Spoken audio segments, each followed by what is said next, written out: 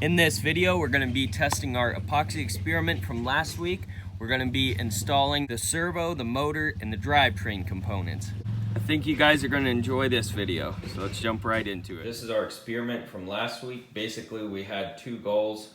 It was to see whether or not the epoxy dried fully with no oxygen and whether or not the epoxy is slightly rubbery. So we're going to cut this apart and check the results.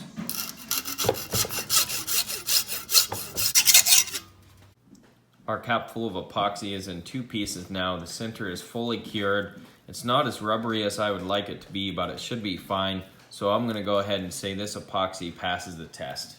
All right, so it's time to actually put the epoxy inside the tires. You can see I have the tire off of the rim right now. What we're gonna do is use some brake clean. We're gonna clean up the bead on the tire, the inside of the tire, and then the outside of the rim and where the bead is gonna go on the rim.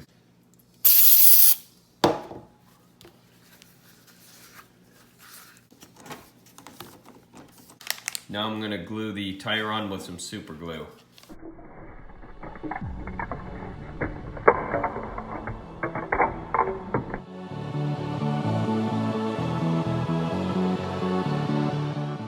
All right, so the tire is super glued on the wheel. So the next step is to put the epoxy in the tire, but I have to mix the epoxy and then put it in another container that I can transfer easily into the tire. And because this stuff sets in 5 minutes, it's gonna be tough figuring out what to do.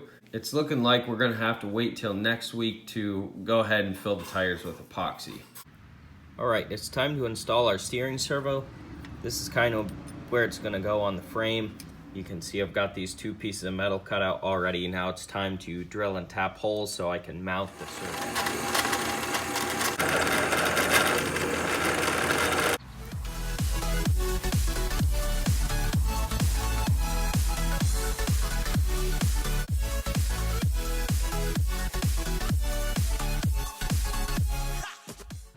I bolted the servo to these couple bars that I'm going to weld on here. This is just going to help keep everything aligned while I'm welding. So the servo is plastic, so obviously I'm going to remove that before completing the welds. The last thing we need to do here is go ahead and make the connection between this guy and this guy. So I'm going to take some of this all thread and cut it down.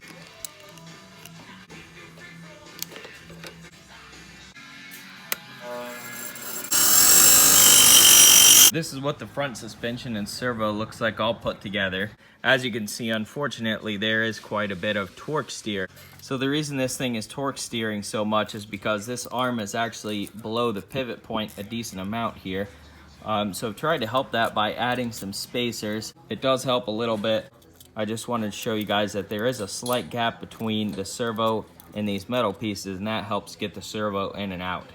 So I'm going to consider the front servo done for now. It's time to move on to installing this drive motor.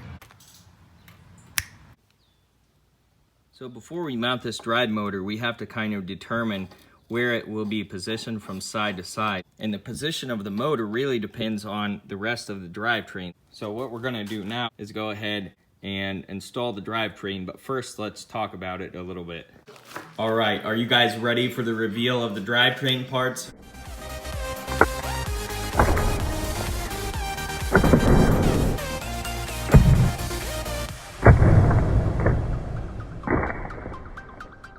Here are the drivetrain components. There's been hints along the way, and you guys could probably tell just based on the setup of how the axles are and the motor that I'm using, but we're gonna have a chain-driven truck. It's gonna be really neat, not to mention the chain is stronger than any RC axle that you can buy on the market. It's gonna kind of be almost like a throwback to the old Mack AC trucks. If you don't know what that is, look it up. They were old dump trucks and industrial grade semi trucks that were chain driven.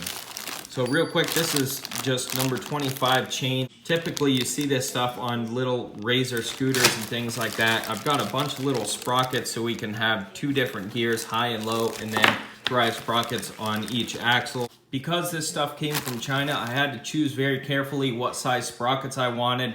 So what I did was I went ahead and kind of mapped out exactly where I want each sprocket and how I want the truck to be geared. Let me go over just the process that I went through to choose specific sprockets.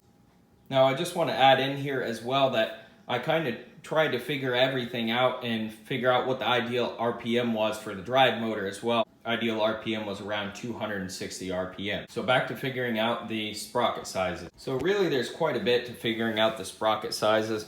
One of the components here was figuring out how many millimeters were in a mile. I just wanted to add in here quickly, millimeters in a mile is significant because the tires are measured in millimeters, and it makes sense to keep all the units the same that you're working with. Then I needed to figure out the circumference of the tire and basically divide that into how many millimeters are in a mile. That tells you how many times your tire will rotate within 1 mile. After that, you need to figure out what RPM your drive motor is. Basically, the sprockets are either going to make the RPM higher at the final drive or lower at the final drive. So if your RPM went from 200 to 100, that means you would have a lower gear. If it went from 200 to 400, that would be a higher gear. The easiest way to get your miles per hour once you found your final drive RPM is to take the final drive RPM. You want to multiply that by 60 minutes. That's going to give you revolutions per hour. Then you take that and divide that by the amount of times your tire turns within 1 mile. Your result is going to be the fastest speed you can go in that certain gear. Hopefully that's helpful to anybody else that's doing a build similar to this. Now let's go ahead and install all these drivetrain parts.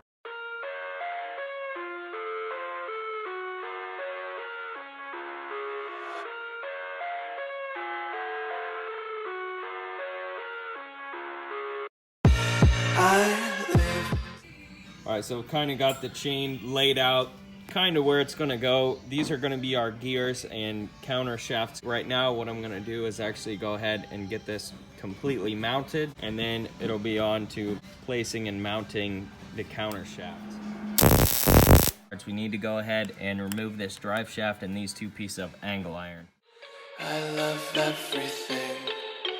Fire spreading all around my room. My words to breathe, but that's alright.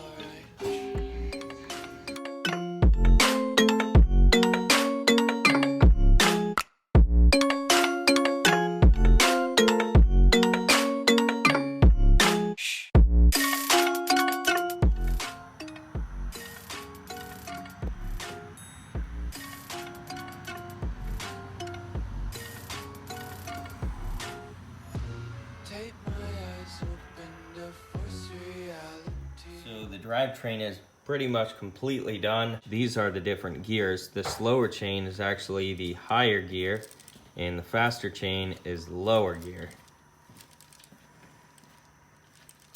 In order to engage the higher or lower gear, I've set this up so that you just tighten a set screw. You cannot run the high gear and the low gear at the same time, which would mean both set screws are tightened down. You can't run both gears at the same time because it'd be the same difference as running a manual transmission car or truck in 2 different gears at the same time. So obviously that wouldn't be good. Alright, so that's going to wrap it up for this video. I've got new videos coming out every Monday until the build is finished. We're going to have a run video coming very soon. As always, there's going to be links in the description box below to all the other build videos. Don't forget to comment, rate, and subscribe. Thanks for watching.